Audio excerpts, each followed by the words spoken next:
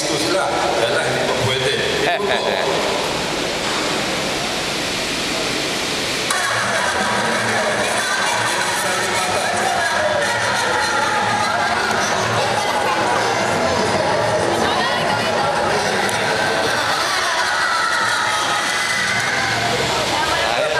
Pasaya silang lahat.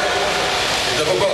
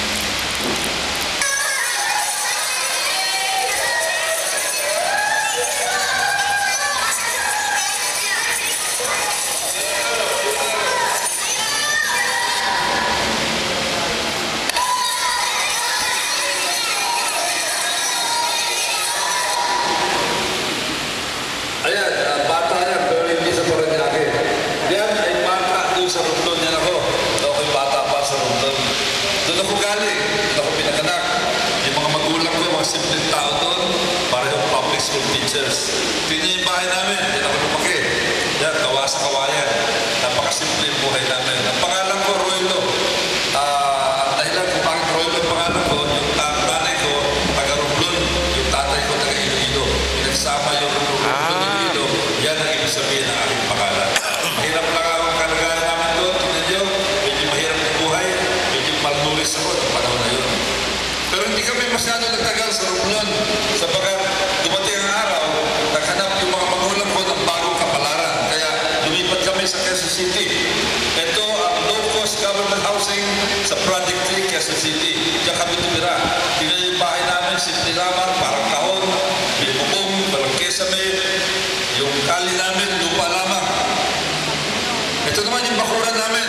Marami nagtataka kung bakit si Roy Lugoles parang sanay na sanay na paglakad sa mga masisikip ng mga lugar. Ito ang dahilan sapagkat sa ganyang klaseng lugar, lumaki si Roy Lugoles. Tignan niya yung bahay namin. Kalahati na din ang bahay namin. Duplex kasi. Nandun yung nanay ko nakasilip, mga sampayan, mga sinabakot. Nandito ako, bata pa. Nagpo-boxing na. Ito naman, pinapakita ko sa inyo, halos 10 taon na kami dito sa lugar na ito, pero yung kali namin lupa pa rin. Kaya naranasan ko na tumira sa isang lugar na pag umulan, maputik. Pag umaaraw, malikabok. Alam ko yung kanyang klaseng buhay. Ito ang eskwelahan namin, elementary. Tingnan nyo, ang bahay ito isang bahay na kinonvert temporarily na isang eskwelahan. Temporary, pero ilang taon kami. Yan sa building na yan. Kaya tingnan na, nakakaawa ang kondisyon namin.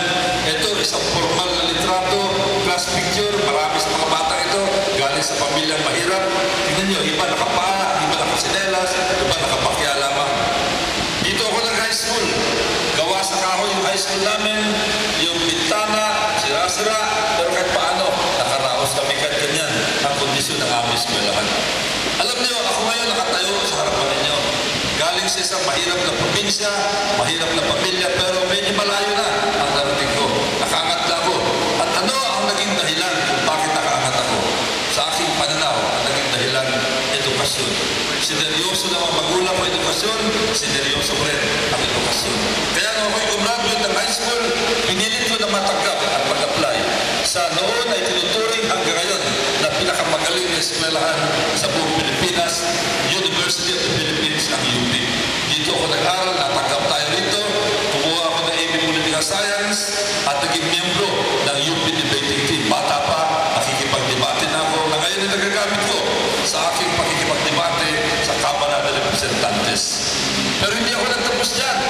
Kasi talagang pangarap ko ay maging miyembro ng military. Kaya anong ginawa ko? Nag-apply ako sa PMA. Alam nyo, ang dami nag-apply sa PMA. Libo-libo hanggang ngayon, ganyan. Pinalat tayo nung ako'y kumuha ng entrance exam number 2 sa Philippine Military Academy. Kaya naging madali sa akin ang matanggap sa PMA. Pero hindi, ito. Naging plebo ko rito. Naging kadete, dumaan sa hirap. Alam nyo, ang buhay ng isang plebo. Kawawa ka sa mga upperclassmen. Kakalampagin ka araw-araw. Pahirapan ka. Kaya tinan nyo, nangayayan kami mga plebo dito sa PMA. Pero hindi ako nagtapos dyan. Sapagkat tinasang ko ang aking ambisyon. Inambisyon ko na makapasok sa isa sa pinakapantong at pinakasikat na akademya sa Amerika. Yan ang United States Naval Academy sa Annapolis. Ito, ang Annapolis. Kilala sa larangan ng mathematics at engineering doon sa Amerika. Ito ang litrato ko na ako'y bumalik doon. Tingnan yung mga building. Yung mga building na yan, hindi yan palasyo. Baka kalahin yung palasyo yung mga building na yan. Yan ang dormitorio namin. Diyan kami natutulog. Diyan kami nakatira noong panahon na yun. Ito ang litrato ko na ako ay kadete.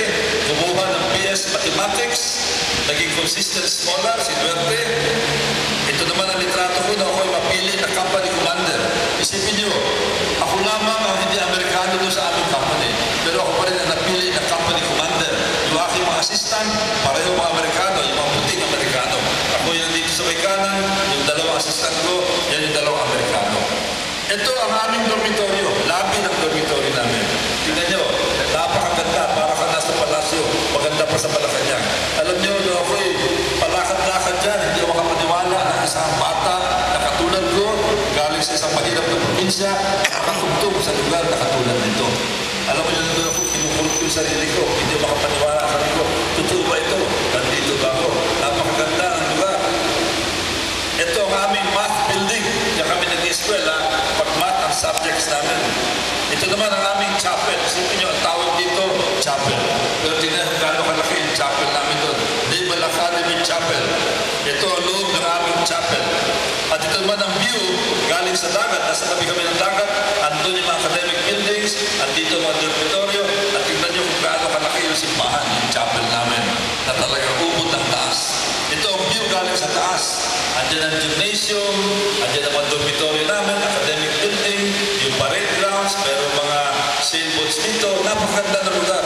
Alam niyo ito, dinadayo ng maraming turista doon sa Amerika. Sana makiba sa inyo, makarating dyan, pagdating ng araw para makita niyo kung gaano kaganda ang Annapolis, ang US Naval Academy. Ito ang litrato habang kami nagpaparada, ito pa rin, at ito pa.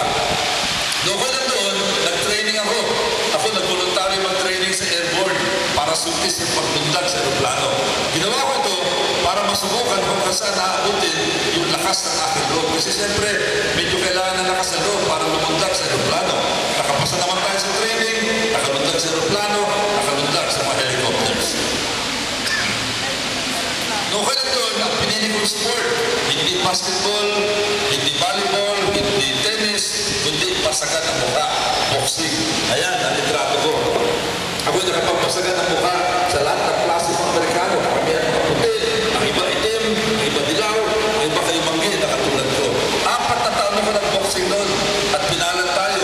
Sa loob ng 4 na taon, naging boxing champion tayo for 4 years, undefeated din minsan, hindi natalo si Roy Lugoles habang nandun sa Amerika. At ang isang nakalaban ko, ito ipapakita ko sa inyo, ang kanyang pangalan Charlie Bolden. Ito po, nakaitim, itim na boksingero siya. Dito naglaban kami, ito yung pangalawang kampinato ko at ako nanalo dito. Pinapakita ko sa inyo ito sapagkat ngayon si Charlie Bolden ay isang sikat na tao sa Amerika. Ayan siya, naging Major General sa US Marines at napili, in-appoint ni President Obama na maging pinuno at administrator ng NASA, National Aeronautics and Space Administration. Yan yung nagpapadala ng mga astronauts, mga satellite, mga space shuttle at iba pa sa kalawakan. Ngayon, si Charlie Bolden ay isang sikat na Amerikano sa Amerika. Pero alam niyo, kahit na sikat sa ngayon, pero isang yugto sa buhay na hindi niya makakalimutan. At yan ang makasagupan niya at makaboxing niya sa Pilipino na tumalo sa kanya. Yung iba na ngayon ay congressman ng 2nd District ng Parañaque. Pero baka, meron iba sa inyo magtanong, alam namin, congressman, marunong ka ng boxing, pero noon yun. Baka sabihin si Congressman Goles ay pwede pa rin, ipapakita ko sa inyo itong video nito habang ako ay nag-ensayo. Panoorin po natin. Salamat po.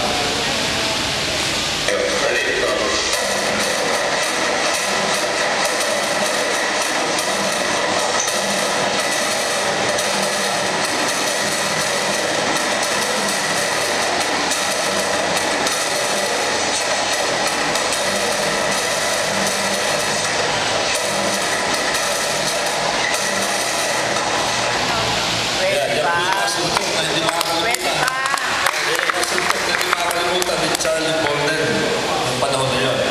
Ngayon, baka po gusto nyo masubukan kung pwede pa si Congressman Goles o hindi. Baka meron ko sa sumubok sa inyo. Gusto mo? Suko po ko. Hindi, biro lang.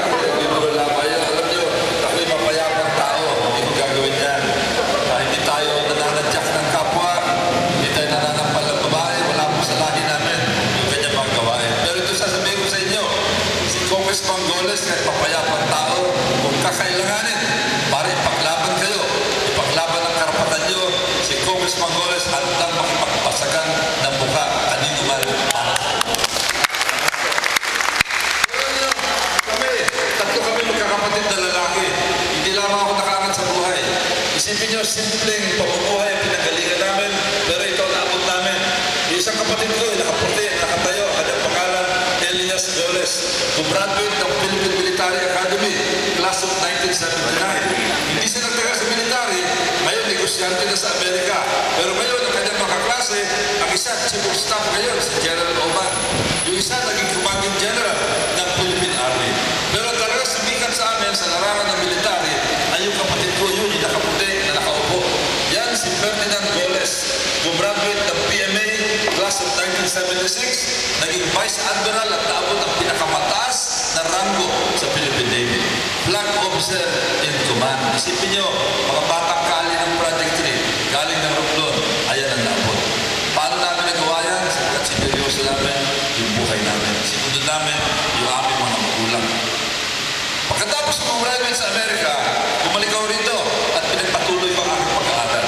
Bumalik ulit sa UP, kumuha ng Master in Business Administration, MBA, pinalad, graduate ng valedictorian, number 1 sa UP. At ako ay wala nakilala ng marami sa inyo, mga magulang ninyo, do ako ay ma-appoint na Postmaster General. Epe, pinuno ng Post Office. Noong panahon na yun, isa sa pinakamalaking ahensya ng ating pamahalaan. Yan, yung building sa may liwasang Bonifacio. Napakaganda, napakalaking building. Ako pinuno dyan. 20,000 na mga empleyado. Ang city hall natin, malaking opisina, 4,000. Ito, 20,000 na empleyado. 2,000 na mga branches sa buong Pilipinas. Daan-daan ang mga sasakyan. Napakalaking operasyon na pinamamalaan ko.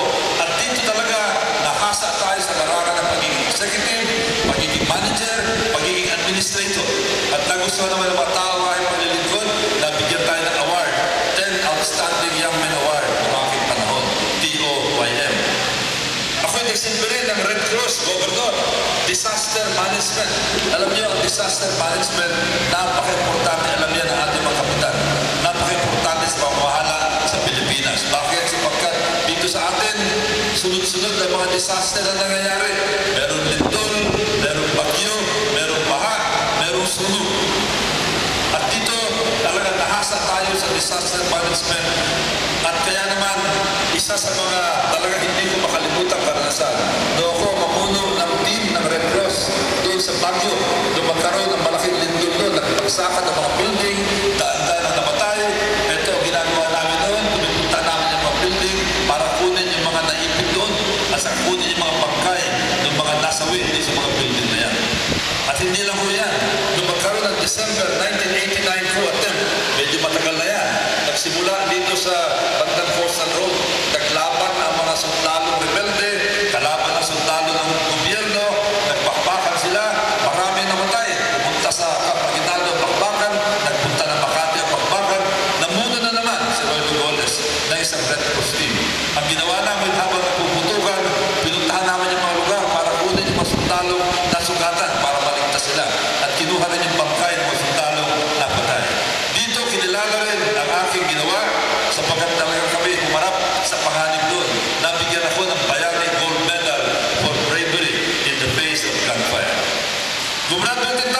Crisis Management sa United Kingdom, sa Emergency Planning College ng United Kingdom.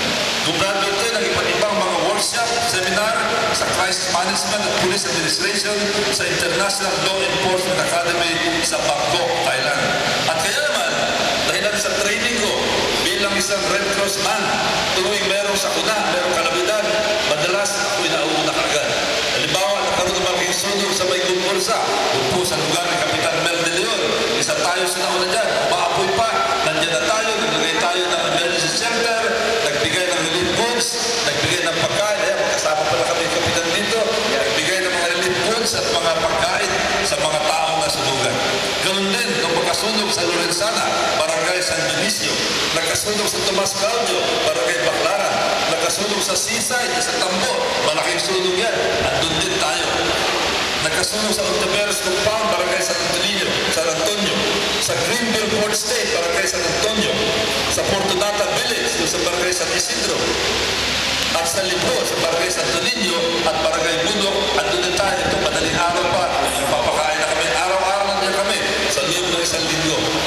Nung magkaroon ng Typhoon Petring, habang bumabagyo, ako'y nag-ikot para makita ang kalagayan ng mga tao sa Petyan, ang training ko bilang isang Red Cross man.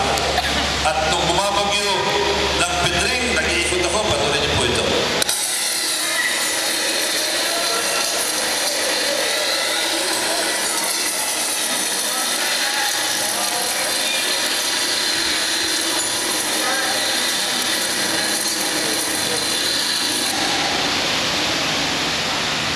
Ito pa yung kasusunog lamang sa Cherry East, sa Barangay San Bali. Ako rin ay nahirang na maging gobernador sa loob ng 4 na taon ng Management Association of Philippines. Ito ang samahan ng mga managers na ibinoto nila ako bilang pakilala sa aking kakayahan bilang isang manager. Naging board member din sa loob ng 4 na taon ng isa sa pinakamodernong ospital sa Pilipinas, St. Luke's Medical Center. Nabalitaan niyo madalas ngayon ng St. Luke's. Sino nasa St. Luke's Medical Center? Gloria. Gloria. Ayan, board member tayo po dyan. Kaya alam ko kung paano mamahala sa isang moderno na ospital. At alam natin kung paano modernize ang isang ospital. Matapos ang aking paglilingkod bilang congressman ng Lone District ng Parañaque, napunta ako sa cabinet. At dito madalas na maging crisis manager po ako. Ito isang crisis management meeting sa Malacanang. Andiyan ang dating Presidente Cory, dating Presidente Ramos, at Presidente noon, Gloria Macapagal Arroyo. At doon nagkaroon tayo ng pagkakataon na makataong pagpalad ang ilang sikat na tao sa daigdig. Andiyan si Secretary Colin Powell ng Amerika, National Security Advisor ng White House, Condoleezza Rice, Presidente ng Indonesia, Susilo Bambang Yudhoyono, Prime Minister ng Thailand, Thaksin Shinawatra, Presidente ng Pakistan, Pervez Musharraf, Presidente ng China, Hu Jintao, Presidente doon ng Indonesia, sa Megawati Sukarno Putri, at siyempre kilala nito, Presidente ng Amerika, President Bush, na ilang beses, 3 beses natin nakataupang palad. Sapagkat noong panahon ngayon, madalas mag-meeting ang Pilipinas at Amerika sapagkat meron kaming hinaharap ng mga panganib, terorismo, aposayap, at marami pang mga bagay na dapat usapan namin. At isa rin sa mga crisis management meeting sa Malacanang, andun din si Presidente Ramos, Presidente Cory, at Presidente noon, Gloria Macapagal Arroyo, at ako ang namamahala sa crisis management meeting. At siyempre ngayon, iba na ang panahon, ang ating bagong Presidente, Presidente Pinoy Aquino, siya naman ang ating nakakataupang palad dito. Ito ay litrato na kinuha matapos ang kanyang SONA noong July 25. Nagpatawag sa ng meeting sa isang maliit na kwarto sa Kamara ng Representantes, nagpatawag na may ilang kongresista, isa tayo sa mga pinatawag para pag-usapan ang legislative program ng ating Presidente. Ito ang Independence Day sa Malacanang. Ito naman ang reception noong unang araw ng kanyang paglilingkod bilang Presidente noong June 30, 2010. Pagkagaling ng Luneta, ito kami magkakasama na tumuloy sa Malacanang. Ito ang meeting ng Liberal Party. Ang inyong lingkod ay miyembro ng Liberal Party. Nagpatawag ng meeting ng Presidente. Andun si Speaker Del Monte, si Mayor Lim ng Maynila, mga ilang leader ng partido, at andun ako katabi habang nag-meeting ang Presidente Pinoy Aquino. Ito naman ang nung binabasbasan yung bagong barko ng Pilipinas, Philippine Navy, ang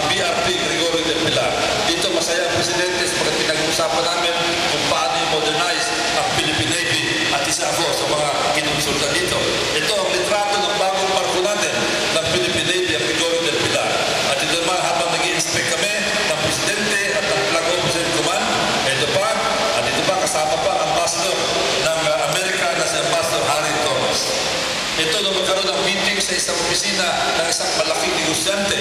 Nagkataon na doon si dating Presidente Erap, dating Presidente Ramos, Presidente Pinoy Aquino, at siyempre maganda magpapost ng picture, kasama tayo dito sa hanay ng mga malalaking tao ng ating bansa. Nung ako'y matapos ang aking termino bilang miyembro ng kabinete, nagpaalam ako kay Presidente at sabi ko, ma'am, gusto ko bumalik sa Kongreso, pinayagan naman tayo, pinahalan tayo mahalal noong 2004, kasama na nahalal ay ang inyong kaibigan na si Consul Rico Gones, ito ang oath-taking sa Malacanang noong 2004 na makabalik ako ng Kongreso. Ito ang aking record bilang congressman. Anim na termino, isa sa pinakamahabang paglilingkod sa kasaysayan ng Kamara de Representantes. Ilan lamang po ang mga tao na nakapaglingkod na ganitong kahaba. Siguro naman, pag isang congressman ay hinahalal na ganito karaming beses, palagi ko nagugustuhan ng tao ang kanyang paglilingkod. Unang beses, nanalo noong 1992, nanalo ng landslide. Yan yung una kong pagkakataon na maging congressman. Nanalo ng landslide sa 1st District at sa 2nd District, kasama po dito sa Barangay Dongkalo, sa Vitales, sa Tambo, sa La Huerta. Kaya ngayon pa rin, nagpapasalamat ako sa inyo. Kung hindi sa mga taong katulad ninyo, sa inyong mga magulang, hindi po naging congressman si Roy Rogoles. Maraming salamat sa inyong lahat dito sa Barangay Dongkalo at iba pang barangay na represented dito. Salamat po sa inyong lahat. Nakalala ulit noong 1998, nagkaroon ng break, bumalik noong 2004, Lone District, dati Lone District, ngayon 2nd District na sapagat nahabi ang distrito, 2007 at pinakahuli noong July, nabalik ako noong July 2010 para sa 15th Congress ng Pilipinas. Ang pagkasalukuyang Kongreso ay tinatawag na 15th Congress. Ito ang aking record. Ito ang sinasabi kong isang mahalagang bahagi ng mundo ng responsableng gobyerno. Nabanggit ko sa inyo kung ano ang hirap na naranasan ko nung ako'y nag-aaral sa mga eskwelahan na medyo kulang ang facilities. Nakaawawa ang mga building. Kaya sinabi ko, ito ang bibigyan ko ng diin. Kaya sunod-sunod ng mga school buildings ang ating ginawa at ngayong kinilala na nagpagawa ng pinakamaraming school buildings sa kasaysayan ng Parañaque. Hayaan nyo na hindi ako ang magsabi niyan. Hayaan natin na si Mayor Bernabe ang siya magsabi ko ano ang record natin pagdating sa pagpapagawa ng mga school buildings. Mayor Bernabe. So, magandang umaga po sa ating lahat sa nandito po tayo. Unahin po natin ang ating pong pinagpipitagalan Congressman ng 2nd District, Congressman Roy Goles, na siya po may pinakamaraming kaaralan na naitayo dito po sa kasaysayan ng Parañaque. Maraming salamat, Mayor Jim Bernabe. Ito ay ginawa doon sa groundbreaking ng Parañaque High School doon sa Barangay Santo Niño, yung bagong education center ng Pilipinas. At saksi si Kapitan Mel De Leon dito sa groundbreaking na ito. Ito ang halimbawa ng ating mga pinagawang mga school buildings. Ang isa sa pinakamalaki, yung main building ng Parañaque National High School. Ito, tingnan nyo, malaking building po ito. Pero hindi lang yan. Meron pang 3 school building na ating pinagawa na hanggang ngayon, yung 4 na school buildings na yan, ang siyang pinakamalalaki doon sa Parañaque National High School, ang ating #1 eskwelahan sa buong Parañaque. Dr. Arcado Santos National High School sa 2nd District. Tingnan nyo mga modernong building. Dati, 2 stories lang yan. Ngayon, pinataas natin, modernong medorno na. Ito ang Dr. Arcado Santos National High School pa rin. Ito yung bago na building, 4-story building. At ito naman ang San Agustin Elementary School. Ito ang dating kahawa-hawang elementary school sa Parañaque. Alam nyo, noong 2004, noong ako'y makabalik bilang congressman, naalala ko yung canvasin dito sa lugar nito. Ang building yan, mga kahoy, 1-story building lamang, talagang pang-probinsya. Sabi ko, bibigyan ko ng periodo nito, kaya ito, ngayon, yung dating 1-story building, ito na, nagtataasan at mga moderno mga building. Ngayon, ang San Agustin Elementary School, isa na sa pinaka-moderno elementary school, hindi lamang sa Parañaque, kundi sa buong Metro Manila. Tingnan niyo po ang mga building dyan. Ito pa po, at ito pa rin. At siyempre, sa San Antonio Elementary School, halos lahat ng mga buildings yan, naging proyekto ng inyong lingkod. Ganun din sa F. Serrano Elementary School, doon sa Barangay Don Bosco. Masville Elementary School, halos lahat ng building dyan. At yung Parañaque National High School, Baclaran Annex. Ayan, hanggang ngayon, yan pa rin ang pinakamalaking building doon sa Baclaran Annex sa Baclaran. Baclaran Elementary School Central, Baclaran Elementary School Unit 2, Parañaque National High School, Donggalo, yung 3-story building, yan pa rin ang pinakamataas na building sa loob ng barangay Donggalo. Ito po ang record natin mula noong last year. 4 na school buildings na ang atin na ipagawa. Mula noong 2004, 32 na mga school buildings ang atin na ipagawa. Siyempre kasama din sa sinasabi kong mundo ng responsabling gobyerno ang papaayos ng mga kalye. Kwento ko sa inyo kung paano naranasan ko na tumira sa isang lugar na pag maaraw, maalikabok ang kalye, pag umuulan, maputik. Kaya sabi ko sana hindi mangyari yan sa aking mga kababayan. Kaya ang pagpapagawa ng kalye ay binigyan na natin ang prioridad. Siyang kalye na ang ating napasimento mula noong July last year at mula noong 2004, 110 na mga kalye ang ating napasimento sa maraming sulok ng 2nd District ng Parañaque. Ito po ang mga halimbawa, pagpapaayos ng sukat, ito po mga kalye. Front Street sa Barangay Don Bosco, yung iba sa inyo na dumadaan galing sa sukat, papunta sa Service Road, sa South Super Highway, sigurado dumadaan ka sa Front Street, ito ay isang napakahabang kalye sa 2nd District. Lupena Street, dati parang bukid ito, lubak-lubak. Lupa ang kalye, ngayon, isa na sa moderno na konkretong kalye sa Barangay San Antonio. Mambunok Melville Access Road sa Bunok, sa Service Road sa Barangay Marcelo Green, sa San Valley Drive sa Barangay San Valley, Service Road sa Barangay San Martin de Porres, malapit po sa Laguna Lake. Ito pa, iba-iba mga kalye. Yung sukat ay na-widen, dati makipot lang ang sukat, halos 2 lane, na-widen, doon making unang termino bilang congressman ng Parañaque. At ito ang Skyway Project. Alam niyo, ang Skyway Project, pinakamalaking infrastructure project ngayon sa Metro Manila, marahil sa buong Pilipinas. Nagsimula ito, doon ako'y magpahid ng isang bill. Ang tawag dito, Elevated South Super Highway Bill. Kasi noong una, makipot na ang South Super Highway. Hindi mo pwede palaparin sapagkat kailangan ibahin mo yung mga building doon sa tabi. Hindi mo pwede gawin yun. Kaya ang solusyon, pangalawang palapar. Nag-file tayo ng panukalang batas dyan. Noong una, tinawanan ng mga tao yan. Kinwestiyon. Sabi nila, ano ba klase ideya ni Congressman Goles? Pangalawang palapar, delikado yan. Baka yan ay bumagsak. Hindi nila alam ito ginagawa na sa Japan, sa Europa, at sa Amerika at tinutularan natin. Mabuti na lamang. Ito'y sinuportahan ni Secretary Bihilab ng Public Works, ni Speaker de Venecia ng Kongreso, at iba na huli ni Presidente Ramos na ito ay pinagawa niya sa pamamagitan ng BOT. Ngayon, yung dati tinatawanan, ayan na. Isa sa pinakamalaking infrastructure project sa Pilipinas. Alam niyo, natutuwa ko, mga 2 months ago, nagkaroon ng meeting ang Parañaque Chamber of Commerce and Industry. Ang nagsalita ang presidente ng Skyway Corporation, si Mr. Chito Borromeo. Nakita niya ko at sabi niya, yan si Congressman Goles. Siya ang nagsimula ng Skyway Project ng Pilipinas. Kaya nakakatuwa po na kinikilala tayo dyan. At itong bandang huli, alam niyo na ako'y bata sa Project 3. Madalas, pupunta kami sa Ateneo. Malapit ang Ateneo sa amin. Doon meron mga covered courts. Ingit na ingit kami doon sa mga covered court. At sabi namin, sana makaroon kami dito sa Project 3. Pinuntahan namin ang mayor, nakiusap kami sa mga konsyal, mga iba't ibang opisyal, awa ng Diyos, walang ginawa para sa amin. Kaya noon pa man, talagang nakikita ko na kung gaano ka-importante ang mga covered court sa buhay ng tao.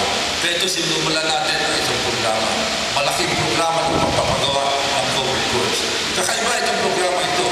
Bukod sa dami, ang ginagamit ay polycarbonate roofing. Bagong material, tinuturing na pinakamodernong material pagdating sa roofing ngayon sa mga bubong. Saan ko nakuha itong ideya nito? Alam mo, nakita ko ito sa Disneyland. Nakita ko ito sa Ayala Town Center. Nung pinag-usapan namin ito ng district engineer, sabi ko, ang gusto kong roofing, yung ginagamit sa Disneyland at sa Ayala Town Center. Ang sabi ng district engineer, Congressman, yan ang tinatawag na polycarbonate roofing. Medyo mahal po yan sapagkat imported ang mga material. Yan ang pinaka-high-tech ngayon. Ang sabi ko, hindi baling mahal sapagkat ayoko tipirin ang aking mga kababayan sa 2nd District.